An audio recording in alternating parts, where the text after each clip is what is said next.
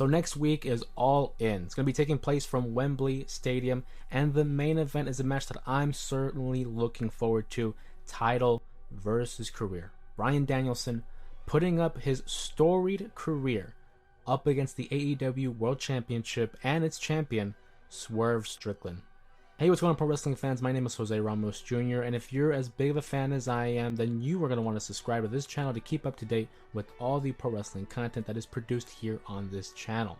And I gotta say, the build-up to a Swerve Strickland and Bryan Danielson matchup, for me personally, doesn't require that much build-up. I see these two athletes. I see what they're capable of doing in the ring, and I'm already all in. No pun intended.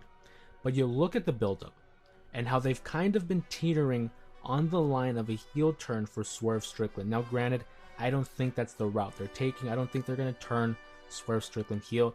I think this is just presenting Swerve Strickland as that obsessive champion that wants to prove to everybody that he is legit.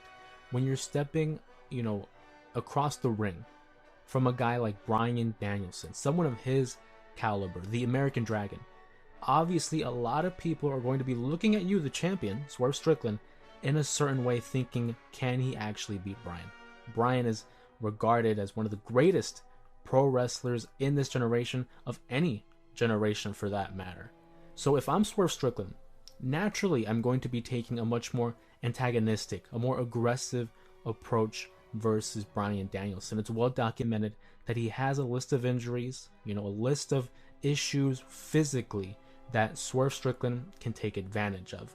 Will he do so? I think he will. If last week's episode of AEW Dynamite is of any hint of what we're going to see from Swerve Strickland, this is going to be a remorseless Swerve Strickland who will do anything to retain that championship. The only issue at hand is, how is AEW going to book the match? Will this truly be the final countdown? Will this truly mark the end of a historic career in Bryan Danielson? Now, I can look at it from two ends of the spectrum. Let's look at it in the sense that Bryan Danielson loses. Bryan Danielson has already announced well in advance that this would be his final year as an active competitor, as a pro wrestler. He wishes to spend the rest of his life with his family, with his children, and who can be mad at that, really? If you look at the career that he has been able to build, Bryan Danielson could have retired back in 2018 when he returned at WrestleMania 34. He had no business coming back, but obviously the love of the game was still there, and thankfully he was able to add another layer of excellence to his career. If you're going to go out, this is the way to do it. Main eventing one of the biggest shows of the year, one of the biggest shows for the company, All In, Wembley Stadium, against the world's heavyweight champion Swerve Strickland. That's the way you want to go out. You want to go out on top, and that's how much more on top can you get when it's the main event of one of your biggest shows, and certainly, hopefully, one of the biggest crowds AEW can bring of the year. For that reason, I don't think he loses. I myself am of the assumption that Bryan Danielson is going to win. He will be the new AEW World Champion. I think they're really pushing this narrative that it's the final countdown, that it's going to be the end of his career. I really think they're pushing it.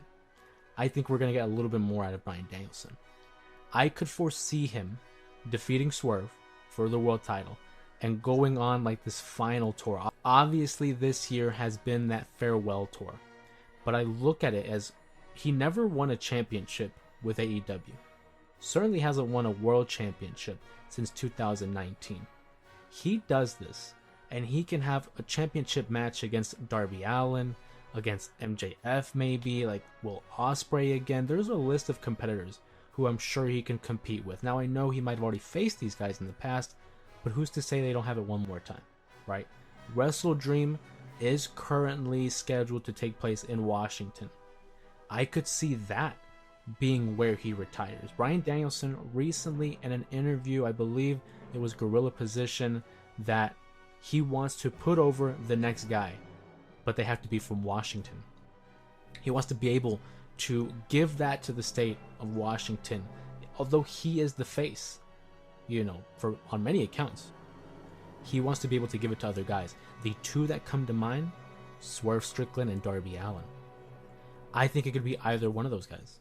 You could easily have him defeat Swerve, and then Swerve regain the title back at Wrestle Dream.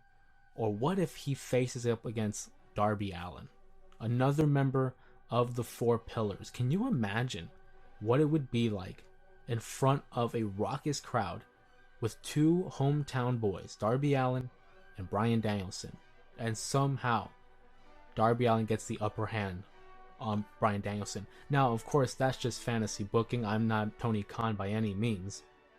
But I really do think Bryan wins the title. And I know it's a little bit premature. That might be a little spoiler because later this week I will be releasing an in-depth all-in prediction regarding each matchup that is scheduled for the pay-per-view.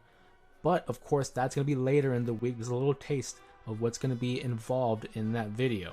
But I want to know your guys' thoughts. How hyped are you to see Bryan Danielson versus Swerve Strickland? Do you actually believe this is the final countdown? This is the final match for Bryan Danielson? Or are you like me and a little bit crazy and thinking, you know what, I think it's too obvious. I think we're going to get a world championship reign, one last world championship reign for Bryan Danielson. Of course, my name is Jose Ramos Jr. Thank you for joining me on this video. Please make sure to like, comment, and subscribe for more content like this on the channel. And please feel free to check out some of these videos while you're here. Of course, my name is Jose Ramos Jr. Thank you again, and I will see you in the next one.